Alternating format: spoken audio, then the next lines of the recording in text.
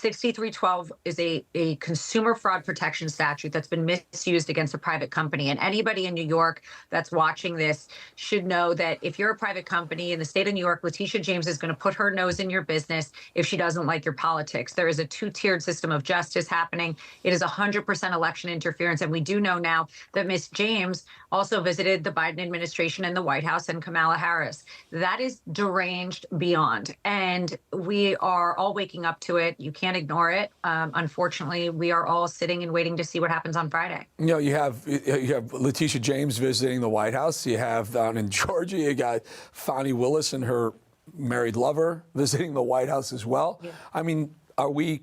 Yeah, I don't expect you to do this. Let me speculate. It feels like this is some sort of White House coordinated, orchestrated get Trump campaign. 100%, and we've seen it. There isn't a DA that hasn't met with somebody in the administration, as we've seen so far. Fani Willis, was out there. We've seen this time and time again. There are logs, except, of course, when there's cocaine found in the Oval Office. We are seeing an absolute politicization of our justice system. We are seeing backing from Democrat donors to arms of the judicial system, DAs, AGs, and they are put out on a mission. They're running on getting Trump. And then when they get into office, they have to do just what they ran and campaigned on. And that's anti-American. Yeah, so this is a civil proceeding. And so Judge Goran already decided Trump was guilty. Now, what we're finding out, we're waiting to find out, is how much restitution he's going to have to pay, or whatever the term that you legal people use. If I'm not mistaken, it was originally $250 million and then bumped up to $370. Plus, it's also this idea of you can't do business in New York. It's incredible what they're doing for a victimless, whatever, not even crime, a victimless event. It's not even victimless. It goes further than that, Eric. I mean, you've got people that made money. Deutsche Bank, sophisticated banks, insurance companies, all made money. A statement of financial condition that was undervalued. We've seen that. We've proven that. But now what they're doing is just trying to make him hemorrhage in any way. Let's squeeze him politically. Let's squeeze him financially and criminally. And for what? Because they can't beat him in the polls. That's the real truth. And they don't know what to do. So they lie, cheat, and steal. And now they use political lawfare.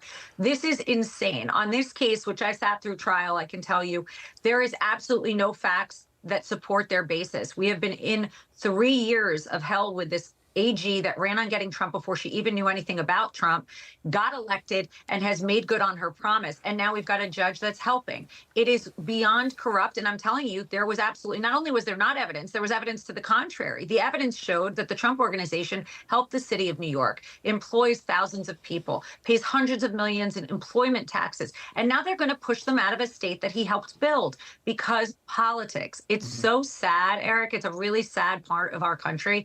And it's really made me disappointed in my bar. It's insane. And there are a good mayor, a good governor of a state will create incentives for businesses to come to their cities and their state, and by dropping taxes and doing things that they're accusing Donald Trump of doing for some nefarious reason, but no one was hurt. The insurance companies made money. The banks made money. Trump organizations allowed to make money. In America, you're allowed to make money, and they're somehow painting this as something evil, really just to get Trump. So it goes to appeal, I assume, right afterwards. Is that how it works?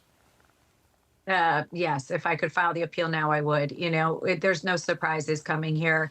It's much of the same that we've seen in New York, and I'll be loud and booming right after we get the decision. I mean, I don't have high hopes. I do believe that there is some, ethics left. I hope that Judge Engoron sees through this, but quite honestly, I've seen it time and time again. I've been on weeks and weeks and weeks of trial in New York, and the corruption runs deep. The Trump derangement syndrome, frankly, runs even deeper.